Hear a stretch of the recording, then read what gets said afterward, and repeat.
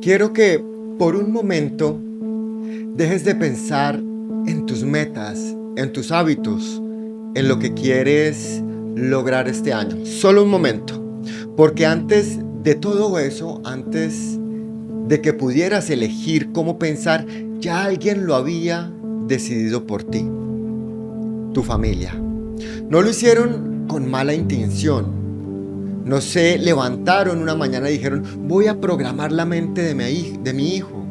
Lo hicieron sin darse cuenta, con cada conversación en la mesa, con cada reacción ante el dinero, con cada silencio frente a un conflicto, con cada abrazo que dieron y con cada uno que no dieron. Y tú, como todo ser humano, absorbiste todo eso como esponja. Hoy vas a descubrir algo incómodo pero profundamente liberador. Muchas de las creencias que tienes sobre el dinero, sobre el amor, sobre el esfuerzo y sobre el éxito no son realmente tuyas. Son programas heredados, programas invisibles que operan en el fondo de tu mente y que, sin que te des cuenta, están tomando decisiones por ti en este momento. Quédate hasta el final porque voy a regalarte el ejercicio que usan coaches y terapeutas para mapear tu programación familiar completa en menos de 15 minutos. Y lo mejor, puedes empezar a transformarla hoy mismo. Bienvenido a este canal, soy Ramsés Tel, coach de vida y emprendimiento. Aquí hablamos de lo que realmente importa. Tomar el control real de tu mente, tus decisiones, tus relaciones y tus resultados. No desde la teoría vacía, sino desde la comprensión profunda de cómo funciona el ser humano. Si sientes que puedes dar más, vivir mejor y convertirte en la versión de ti que sabes que existe, estás exactamente donde debes estar. Porque la vida no cambia cuando el entorno cambia. La vida cambia cuando tú cambias. Y hoy vamos a explorar el entorno que más te marcó, el primero que tuviste, el único que no elegiste. Cuando naciste, no venías con un manual de vida, venías con algo mucho más poderoso y mucho más peligroso a la vez. Un cerebro en blanco, altamente plástico, diseñado para aprender a una velocidad extraordinaria. Los primeros 7 años de vida son, según la neurociencia del desarrollo, el periodo de mayor plasticidad cerebral en toda la existencia humana. Durante esos años, tu mente no tenía filtros, no tenía pensamiento crítico, no podía decir esto no lo creo o esto no lo acepto, simplemente absorbía todo sin excepción. En los años 60, el psicólogo canadiense Albert Bandura realizó uno de los experimentos más reveladores de la historia de la psicología, el famoso experimento del muñeco bobo. Bandura dividió a niños en grupos. A un grupo le mostró a un adulto golpeando y agrediendo un muñeco inflable. Al otro grupo le mostró a un adulto ignorando al muñeco. Luego dejó a los niños solos en el cuarto con el muñeco. El resultado fue contundente. Los niños que habían observado al adulto agresivo imitaron exactamente los mismos comportamientos, incluso los mismos gestos, las mismas palabras, sin que nadie se los enseñara directamente, sin instrucciones, solo viendo. Lo que Bandura demostró cambia la psicología para siempre. Los seres humanos no solo aprendemos cuando nos enseñan, aprendemos cuando observamos. Y lo que observamos repetidamente en figuras de autoridad se instala en nuestra mente como verdad absoluta. Esto significa algo enorme para ti.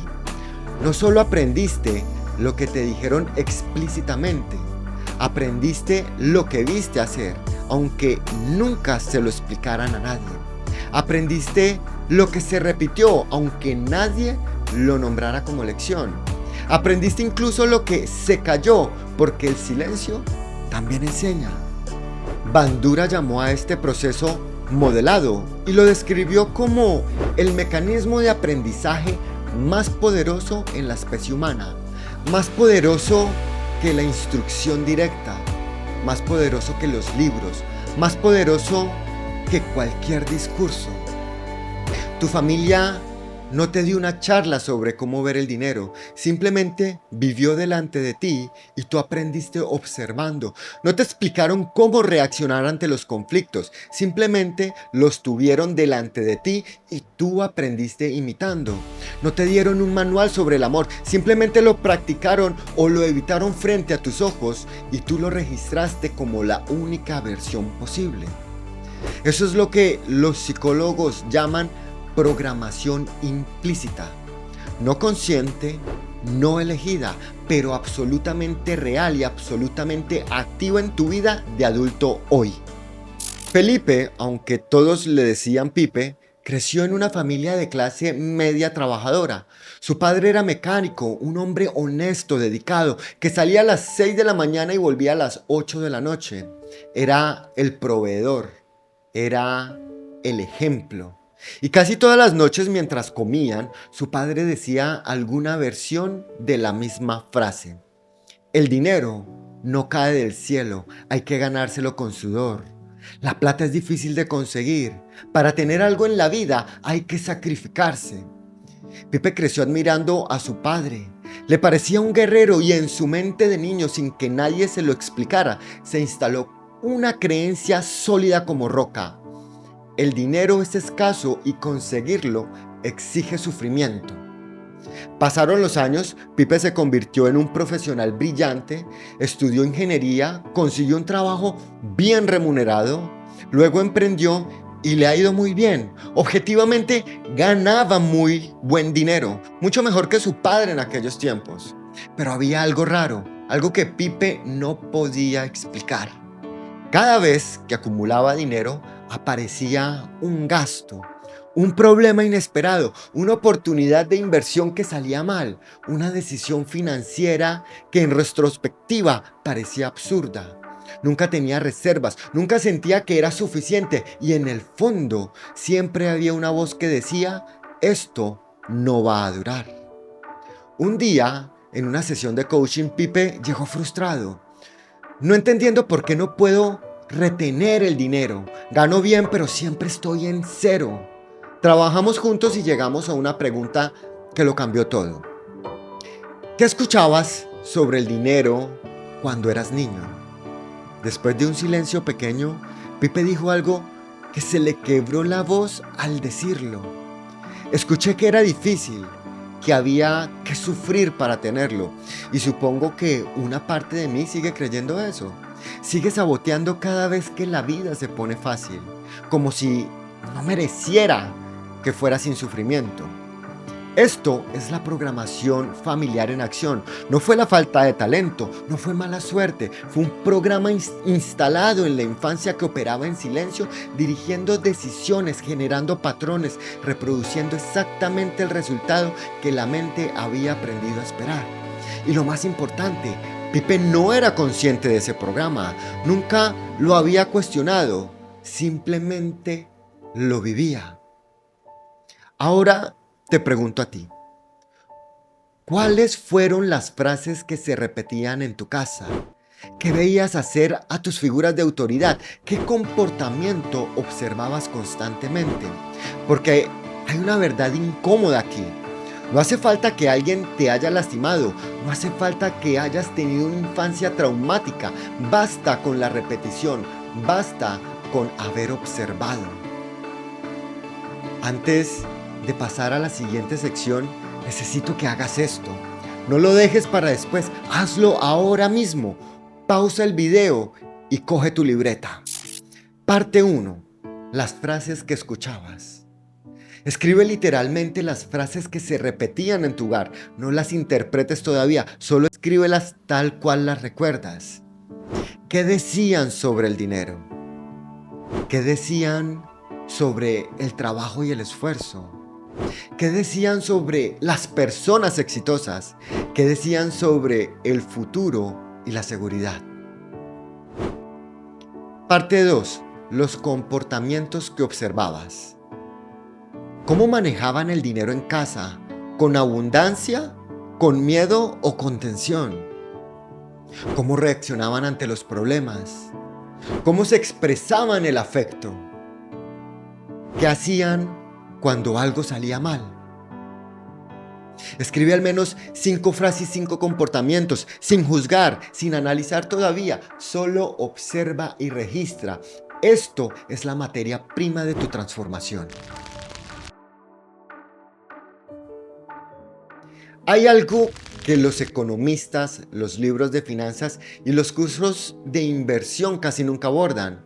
El dinero no es solo un tema financiero, es un tema profundamente emocional. El dinero está cargado de significados que aprendiste en tu infancia, significados que nunca elegiste, significados que operan por debajo de tu lógica consciente y que cada día influye en decisiones que tú crees que estás tomando con total racionalidad. Entonces, ¿qué son las creencias heredadas y por qué son tan difíciles de ver? Una creencia heredada no llega con una etiqueta que diga esto te lo instalaron tus padres. Llega disfrazada de verdad universal. Llega como algo que simplemente es así, como algo que nunca cuestionaste porque nunca supiste que había algo que cuestionar. Son frases que escuchaste cientos de veces y que tu cerebro, en su proceso de aprendizaje por repetición, registró como hechos, no como opiniones, no como perspectivas, solo como hechos. Veamos si reconoces algunas de estas. El dinero cambia a las personas y en el fondo temes que te cambie a ti. Los ricos son deshonestos y sin darte cuenta asocias la riqueza con la pérdida de integridad. Hay que trabajar duro para ganarse la vida y tu cerebro equipara el descanso con la irresponsabilidad. El dinero no crece en los árboles y vives en una mentalidad de escasez crónica. ¿Para qué quieres más si con lo que tienes alcanza y tu techo de ingresos ya queda instalado? Ese trabajo es para personas de otra clase y te autolimitas antes de intentar. El dinero es la raíz de todos los males y en el fondo crees que tenerlo te hace malo. Ninguna de estas frases se enseñan en los salones de clase. Todas se aprenden en la mesa familiar, en los silencios del hogar, en las discusiones de los adultos que creías que no escuchabas, pero que grabaste con una fidelidad perfecta. La neurociencia lo explica con precisión. La neuroplasticidad nos dice que las redes neuronales se fortalecen con la repetición. Cada vez que una experiencia, una emoción o una frase se repite, los circuitos cerebrales asociados a ella se vuelven más gruesos, más rápidos, más automáticos. Lo que se repite se convierte en la vía default del cerebro. Esto significa que no tienes que estar pensando conscientemente en el dinero es difícil de conseguir para que esa creencia te afecte. Simplemente opera como un código que corre en segundo plano sin que abras el programa. Y hay algo todavía más profundo. Las creencias sobre el dinero casi nunca son solo sobre dinero. El dinero en tu familia representa algo. Podía representar poder o conflicto, o amor, ausencia, sacrificio, libertad o miedo. Y lo que representaba es lo que tu sistema nervioso aprendió a sentir cada vez que el dinero aparece en tu vida. Si en tu casa el dinero siempre generaba peleas, tu cuerpo hoy puede experimentar ansiedad cuando ganas más de cierto umbral. No porque quieras, sino porque tu sistema nervioso anticipa el conflicto que aprendió a asociar con la abundancia. Si en tu casa la falta de dinero generaba vergüenza, hoy puedes boicotear situaciones de éxito visible, no conscientemente, sino para protegerte del dolor de la exposición que aprendiste a temer. Si en tu casa el dinero era el lenguaje del amor, el que más ganaba era el que más valía, hoy puedes estar atrapado en una carrera interminable de productividad que nunca te deja sentirte suficiente. Laura tenía 32 años cuando llegó a su primera sesión, sintiéndose atrapada en una contradicción. Ella y su esposo llevaban 5 años juntos, se amaban, pero tenían un tema que podían convertir cualquier cena tranquila en una guerra fría: el dinero. No eran peleas explosivas, eran silencios, tensiones, noches donde Miguel quería hablar de los gastos del mes y Laura simplemente desaparecía. Iba al baño, revisaba el teléfono, cambiaba el tema, se le cerraba el pecho con solo escuchar las palabras: hay que hablar de las finanzas. Miguel no entendía. No estamos mal económicamente, decía. No hay una crisis real. ¿Por qué evitas tanto esto? Laura tampoco lo entendía, solo sabía que ese tema le producía una angustia física, casi como si el aire se volviera más denso cuando se mencionaba el dinero. Un día en sesión le pregunté: ¿qué imagen tienes de niña relacionada con el dinero? Hubo una pausa larga y luego, con los ojos vidriosos, dijo: la imagen es mi mamá llorando en la cocina y mi papá levantando la voz y yo en el pasillo, muy quieta, intentando no existir para que no se dieran cuenta de que estaba escuchando. Eso pasaba siempre que había problemas de dinero. Siempre. Lo que Laura había aprendido de niña era esta cuestión: dinero más conversación es igual a una pelea cargada de dolor y miedo. Su cerebro, en sus sabidurías de protección, había creado una respuesta automática ante la primera señal de conversación financiera: activar el modo evitación, cambiar el tema, escapar, protegerse. El problema es que ese mecanismo de defensa, que tenía perfecto sentido para la niña de 8 años que vivía en el miedo de que sus padres se separaran, estaba destruyendo la comunicación en su matrimonio adulto. Estaba generando exactamente el tipo de conflicto que más temía. Laura no tenía un problema de comunicación, tenía un programa heredado de protección que ya no le servía. ¿Y tú? ¿Qué sensación te produce hablar de dinero? Con tu pareja, con tu familia, contigo mismo.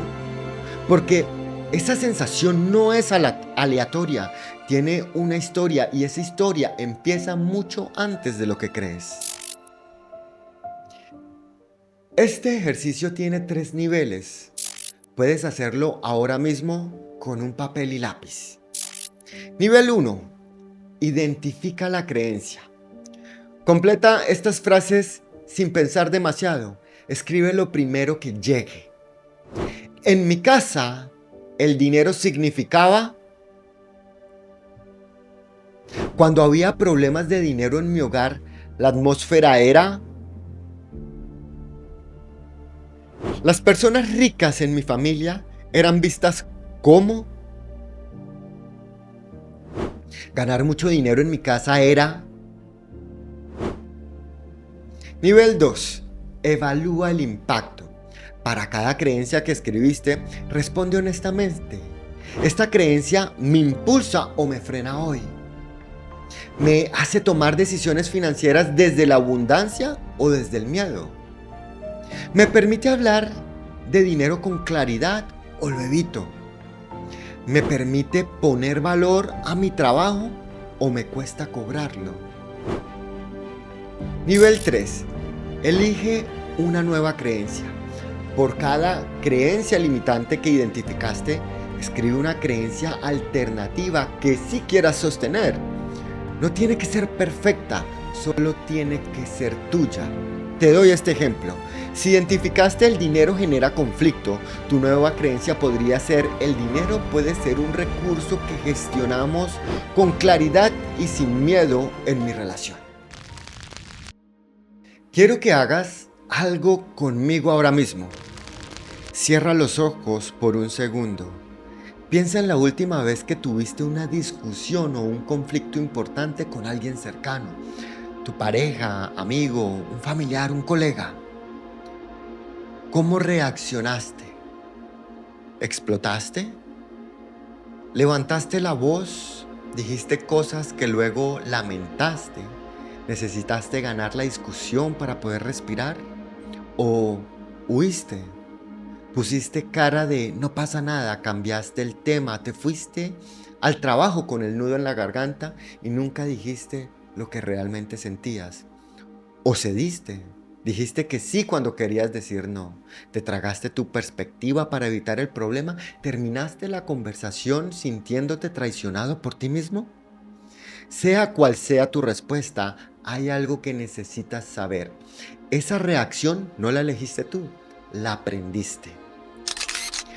A mediados del siglo XX, el psiquiatra británico John Bowlby propuso algo que en su época fue revolucionario, que la forma en que nos relacionamos de adultos, cómo manejamos la cercanía, el conflicto, la intimidad y el abandono, está profundamente moldeada por las experiencias relacionadas de la infancia. Bowlby llamó a esto la teoría del apego y su hipótesis central era esta. Los niños desarrollan un modelo interno de trabajo, una especie de mapa interno de cómo funcionan las relaciones basado en sus experiencias con sus cuidadores principales. Ese mapa responde a preguntas como: ¿puedo confiar en que las personas cercanas me van a responder cuando las necesite? ¿Las relaciones son seguras o peligrosas? Expresar lo que siento trae conexión o conflicto. Cuando hay un problema, lo mejor es huir, pelear o hablar. Y la parte más reveladora de todo esto es que ese mapa interno se instala antes de que puedas leer, antes de que puedas razonar, antes de que puedas cuestionar nada. Se instala en los primeros años de vida, directamente en el sistema emocional y nervioso, no en la mente racional.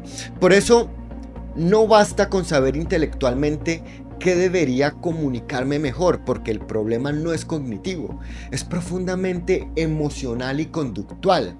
Es un patrón aprendido en el cuerpo, no solo en la cabeza.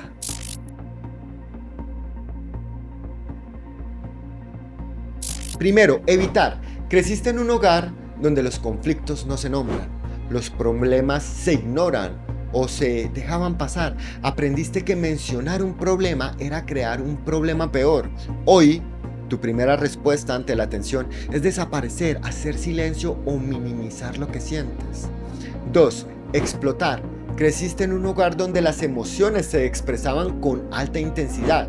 Los conflictos eran ruidosos, cargados, totales. Aprendiste que para ser escuchado hay que subir el volumen. Hoy, cuando algo te duele o te frustra, la intensidad emocional se dispara antes de que puedas procesarla. 3. Complacer. Creciste en un hogar donde mantener la paz era más importante que la verdad. Quizás aprendiste que expresar una necesidad propia generaba culpa, incomodidad o conflicto. Hoy cedes constantemente, dices que sí cuando quieres decir que no y terminas resentido sin entender por qué. 4. Dialogar. Creciste en un hogar donde los conflictos se nombraban, se conversaban y se resolvían, aunque no perfectamente. Aprendiste que hablar con calma es posible y que los problemas tienen solución. Hoy puedes sostener conversaciones difíciles sin huir ni explotar. Este es el único patrón que construye relaciones sanas a largo plazo. Entender esto es de suprema importancia, ya que la pregunta no es ¿cuál debería ser el tuyo? La pregunta es ¿cuál es realmente el tuyo? Y si ese patrón lo elegiste o simplemente lo heredaste. Carlos tenía 37 años y llevaba 2 años de relación con Valentina cuando ella finalmente le dijo con la voz quebrada pero firme: Carlos, necesito que me hables, que me cuentes qué te pasa, porque siento que vivo con un extraño. Carlos la miró. Quería decirle tantas cosas, quería decirte que la amaba, que estaba estresado con el trabajo, que tenía miedo de decepcionar, que a veces sentía que no era suficiente. Quería abrirse. Pero lo que salió fue: estoy bien, no pasa nada. Y Valentina se levantó y se fue a otra habitación, y Carlos se quedó sintiendo exactamente lo que no quería sentir: distancia, frialdad, soledad, exactamente lo opuesto a lo que buscaba. En sesión le pregunté a Carlos cómo era la dinámica emocional en su casa de niño. Sonrió con una mezcla de nostalgia y tristeza. En mi casa, nadie hablaba de lo que sentía. Mi papá llegaba del trabajo, se sentaba frente al televisor y no hablaba. Si había un problema, se ignoraba. Si alguien estaba triste, se le decía: ya se te va a pasar. Los problemas no se resolvían, simplemente desaparecían. Eso fue todo lo que yo necesitaba saber. Carlos había aprendido de manera perfecta el modelo de su padre, no porque lo admiraría ciegamente, sino porque era el único modelo que conocía. Su cerebro, frente a la emoción intensa o el conflicto, ejecutaba automáticamente el programa aprendido: cerrarse, endurecerse, esperar que pase. Lo que en la infancia era simplemente el comportamiento normal de los adultos, se había convertido en el talón de Aquiles de sus relaciones adultas. Lo más doloroso de la historia de Carlos no era que no supiera comunicarse, era que dentro de él había un mar de cosas que quería decir, solo que nunca le habían mostrado que era seguro decirlas. ¿A cuántas personas conoces que sean como Carlos? ¿Cuántas veces tú mismo has sido Carlos? Quiero que respondas estas preguntas en tu libreta con honestidad radical. Sobre tu patrón actual. En el último conflicto importante que tuviste, ¿cuál fue la primera reacción instintiva? ¿Huir, explotar, ceder o dialogar? ¿Esa reacción te acercó o te alejó de la persona con quien tenías el conflicto? ¿Cómo te sentiste después? Sobre tu aprendizaje familiar. ¿Cómo se manejaban los conflictos en tu casa? ¿Se hablaba de los problemas? ¿Se ignoraban? ¿Se explotaba? ¿Alguna vez viste a dos adultos resolver un desacuerdo con calma y respeto? Y la pregunta final y la más importante: ¿en qué porcentaje tu reacción actual en los conflictos se parece a alguien de tu familia? Si la respuesta te incomoda, eso es exactamente el punto de partida que necesitas.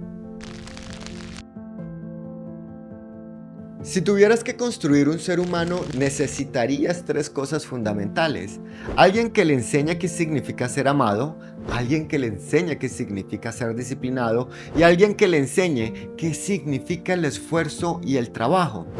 Estos 3 pilares son los que moldean no solo tu autoestima y tu rendimiento, sino también tus relaciones, tus finanzas, tu salud y tu identidad completa como adulto.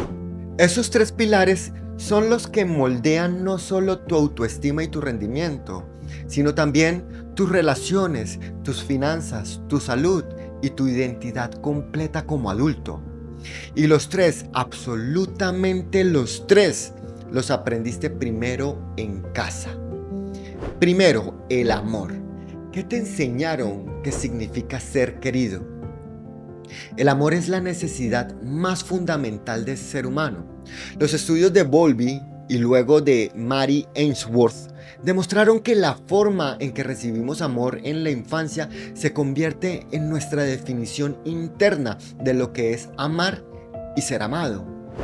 Pero el amor se enseña de maneras muy distintas en cada familia, y aquí está lo que nadie te dice. Ninguna de esas formas viene con etiqueta de correcta o incorrecta, solo vienen con consecuencias. ¿En cuál de estas versiones reconoces el amor que recibiste? Amor como apoyo incondicional. Te quiero tal como eres. Aprendiste que mereces amor sin condiciones, que puedes equivocarte sin perder el afecto de las personas cercanas. De adulto, tiendes a relaciones más seguras y puedes amarte a ti mismo con más facilidad. Amor como exigencia. Te quiero, pero podrías dar más. El amor estaba ligado al rendimiento, a las notas, a los logros, a hacerlo bien. De adulto, puedes tener dificultad para descansar sin culpa, para disfrutar sin haber ganado ese disfrute. Tu autoestima está amarrada a la productividad. Amor como protección exagerada. Te quiero tanto que no te dejo caer. Todo se resolvía por ti. De adulto puedes tener dificultad con la frustración, con la resiliencia ante los obstáculos, con la capacidad de valerte por ti mismo en situaciones difíciles. Amor como ausencia o inconsistencia. A veces estaba, a veces no. O estuvo físicamente pero emocionalmente ausente. De adulto, esto puede traducirse en una búsqueda constante de validación externa, en dificultades para confiar o en una tensión crónica en las relaciones íntimas. Comprender el tipo de amor que recibiste no es para juzgar a tus padres, es para entender por qué hoy amas como amas, por qué te cuesta pedir ayuda o por qué buscas aprobación o por qué te resulta tan difícil decir te quiero o recibirlo sin incomodidad. 2. La disciplina. ¿Qué te enseñaron sobre los límites y la estructura? La disciplina es el segundo gran pilar y es quizás el más malentendido. Para muchos la palabra disciplina tiene una connotación de castigo, de rigidez, de exigencia. Para otros es la fuerza que permite construir cualquier cosa grande. Pero lo que significa para ti específicamente lo aprendiste en casa. Existen tres grandes modelos de disciplina familiar. Disciplina autoritaria.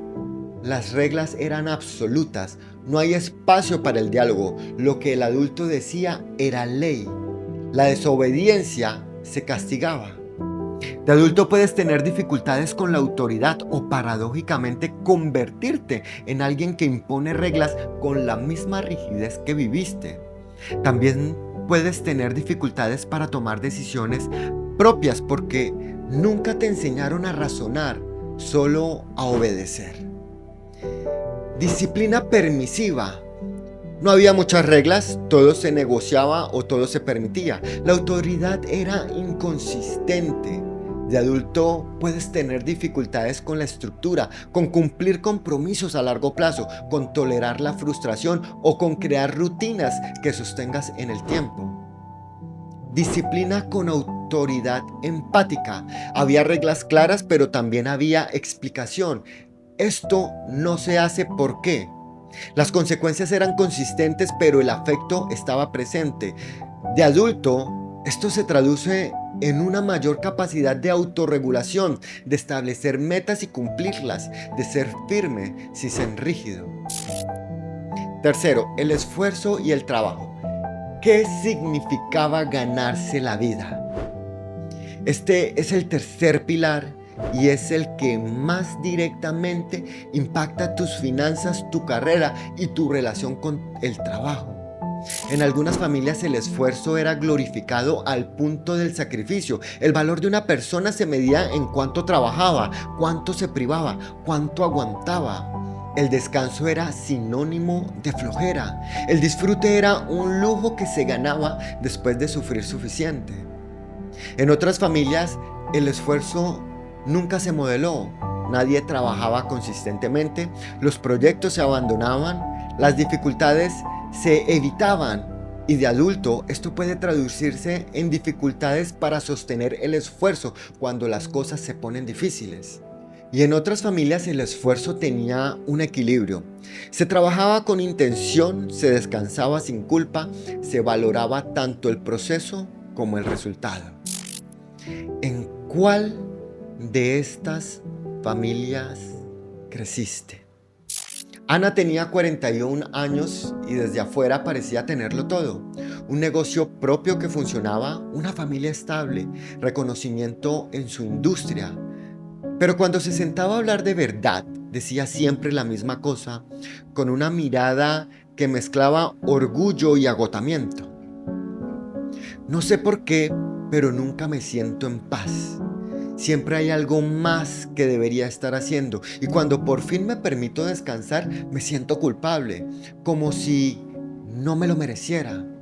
Ana había crecido en un hogar donde el trabajo era sagrado. Su madre era una mujer extraordinaria, de esas que se levantan antes que el sol y se acuestan después que todos. Siempre activa, siempre haciendo, siempre produciendo. La frase que más se repetía en esa casa era una que Ana podía recitar de memoria. Primero el deber, luego el placer. Y si terminas el deber, ya habrá más que hacer. Su madre no era cruel, era una mujer que creía genuinamente en el trabajo como virtud suprema, que lo había aprendido de su propia madre, que lo transmitía como el mayor regalo que podía darle a su hija, la disciplina del esfuerzo. Pero lo que también transmitió sin quererlo fue una ecuación profundamente dolorosa. Descansar es ser irresponsable, disfrutar sin haber merecido, el disfrute es ser egoísta, el amor propio es peligroso y sospechoso. Ana había interiorizado todo eso y durante 40 años había vivido según ese programa. Logros impresionantes sí, pero también una relación con ella misma marcada por la exigencia infinita, la incapacidad de celebrar la sensación constante de no ser suficiente aunque los resultados dijeran lo contrario. En un momento de la sesión le pregunté, ¿cuándo fue la última vez que hiciste algo solo porque lo disfrutabas? No porque fuera productivo, no porque sirviera para algo, solo porque te hacía bien. Ana pensó y pensó y siguió pensando. Y cuando no pudo recordar, empezó a llorar. Eso es lo que hace la programación familiar cuando no se examina. No solo te limita, a veces te vacía, te hace lograr muchas cosas mientras te aleja de ti mismo. Ana no necesitaba trabajar menos, necesitaba reprogramar la creencia de que descansar era un pecado. Necesitaba aprender que el amor propio no es un lujo que se gana, es el fundamento desde el cual todo lo demás se sostiene. Ahora, ¿hay algo de la historia de Ana que resuena contigo? ¿Hay una voz interna que te exige más, que nunca dice que ya es suficiente, que convierte el descanso en culpa? Si es así, bienvenido al club de los que fueron muy bien enseñados, pero tal vez con algunas creencias que ya es hora de revisar.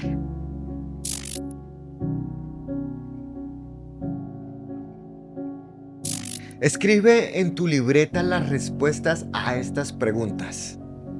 Sobre el amor. En mi familia, el amor se demostraba principalmente a través de... Para sentirme amado de niño necesitaba... Hoy, esa definición de amor me ayuda, me limita. Sobre la disciplina. En mi casa las reglas eran rígidas, ausentes, razonables. Cuando me equivocaba la respuesta era... Hoy mi relación con la estructura y los compromisos es... Sobre el esfuerzo. En mi casa trabajar duro significaba... Descansar en mi familia se veía como... Hoy mi relación con el descanso y el disfrute es... Importante. No hay respuestas correctas o incorrectas, hay respuestas honestas y esas son las únicas que transforman.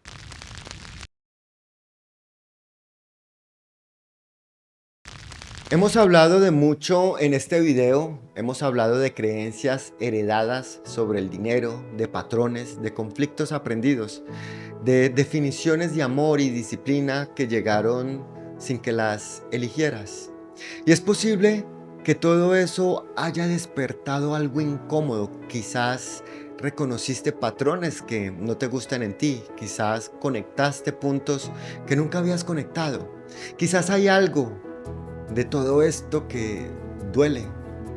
Eso es exactamente lo que tiene que pasar porque la incomodidad es la señal de que algo verdadero fue tocado. Pero antes de continuar, necesito que escuches esto con toda claridad. Tu familia influyó en tu programación, pero no determina tu destino. Hay una diferencia enorme entre el origen y el destino. Tu origen es el punto desde donde empiezas. Tu destino es el punto hacia donde eliges ir. Y entre esos dos puntos existe algo extraordinario: tu capacidad de cambiar. Por décadas, la neurociencia creyó que el cerebro adulto era una estructura fija, que después de cierta edad los circuitos cerebrales quedaban establecidos para siempre y no había vuelta atrás. Esa creencia resultó ser completamente falsa. A partir de los años 90, con el avance de las técnicas de neuroimagen, los científicos descubrieron algo que cambió todo lo que sabíamos sobre el aprendizaje humano. El cerebro tiene plasticidad durante toda la vida. Puede crear nuevas conexiones, puede debilitar conexiones viejas, puede literalmente reconstruirse en respuesta a nuevas experiencias, nuevos pensamientos y nuevos comportamientos. A esto se le llama neuroplasticidad y es quizás el descubrimiento más esperanzador de la neurociencia moderna. Lo que la neuroplasticidad te dice es esto: cada vez que cuestionas una creencia heredada, estás debilitando el circuito que la sostiene. Cada vez que practicas un comportamiento nuevo, estás construyendo un circuito alternativo.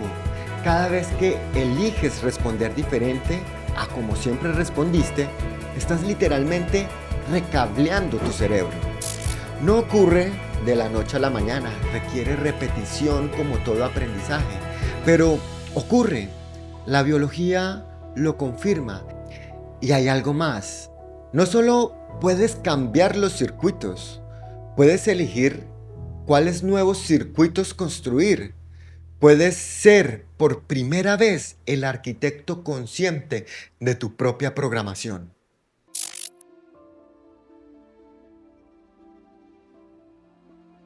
El camino de la reprogramación no es magia, no es positivismo superficial ni frases motivadoras que se olvidan en 24 horas. Es un proceso concreto y empieza exactamente donde estamos hoy. Paso 1. Conciencia. Ver el programa. No puedes cambiar lo que no puedes ver. El primer paso es exactamente lo que estamos haciendo en este video: identificar las creencias, los patrones y los programas que heredaste. Esto requiere honestidad, valentía y un poco de distancia para poder observarte sin juzgarte. Paso 2. Comprensión, entender el origen.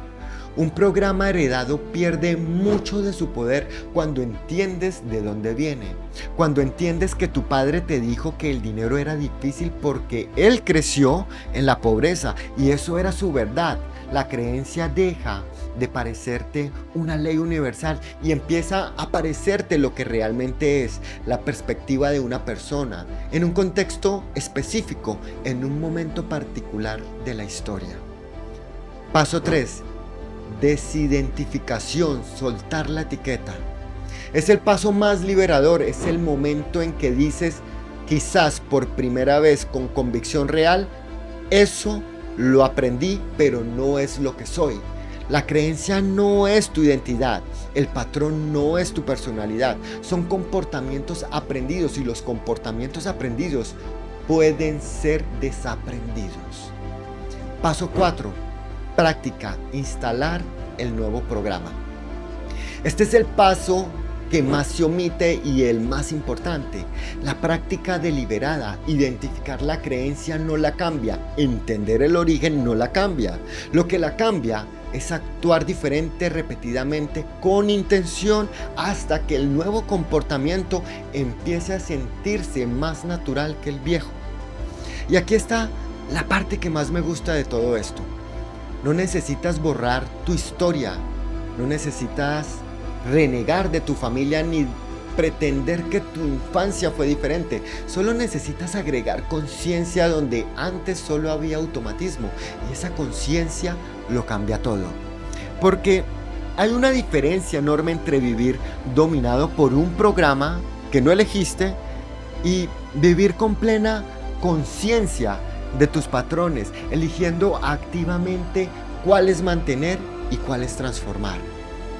El primero es una vida en piloto automático, el segundo es una vida elegida.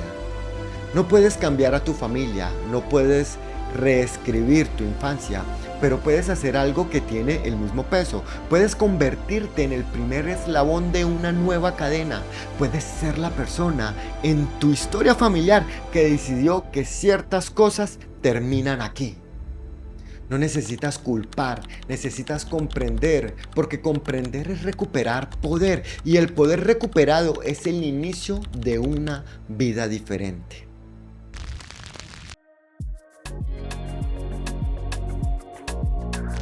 Llegó el momento del ejercicio que prometí al inicio.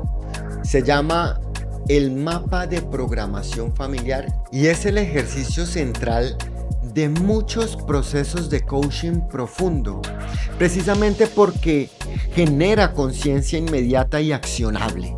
Estas son las instrucciones. Toma una hoja y divídela en 4 columnas.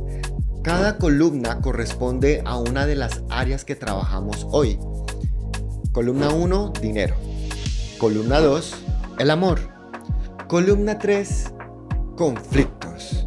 Columna 4, éxito y esfuerzo. En cada columna responde estas 4 preguntas. 1. ¿Qué observé en mi familia sobre este tema? Piensa en comportamientos, situaciones y momentos concretos para responder. 2. ¿Qué aprendí de esas observaciones? Es decir, ¿qué conclusión sacó mi mente de niño? 3. ¿Cómo me afecta hoy en mis decisiones, relaciones, resultados actuales? 4. ¿Qué elijo? ¿Qué decido conservar de ese aprendizaje y qué decido transformar? Este ejercicio funciona mejor cuando se hace con honestidad y sin juicio. No hay respuestas buenas ni malas, solo hay respuestas verdaderas y esas son las únicas que transforman. Deja el ego afuera, deja la autocrítica afuera, solo observa, registra y elige. Y la conciencia, como hemos explorado hoy, es el primer paso de toda transformación real. Hoy hiciste algo que la mayoría de las personas nunca hacen. Miraste hacia adentro con honestidad. Entendiste que tu familia fue tu primer entorno mental, que te programó antes de que pudieras consentirlo, no con mala intención, sino con lo que tenían disponible. Entendiste que esa programación opera en tus decisiones sobre el dinero, en cómo manejas los conflictos, en cómo amas, en cómo trabajas y en cómo te valoras. Y entendiste algo que cambia todo. Esa programación no es permanente, puede ser cuestionada, examinada y transformada. No mañana, hoy, empezando con la conciencia que tienes ahora mismo. Antes de irte necesito pedirte algo. Escribe en los comentarios cuál fue la creencia o el patrón familiar que más reconociste hoy en ti mismo. No importa si es algo pequeño o algo que lleva años contigo. Escríbelo.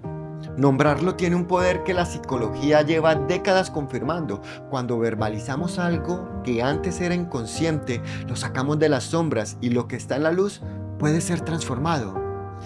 Leo absolutamente todos los comentarios y si tu respuesta me llega al alma, te lo voy a decir. Si este video te hizo reflexionar, compártelo con alguien que necesite escucharlo.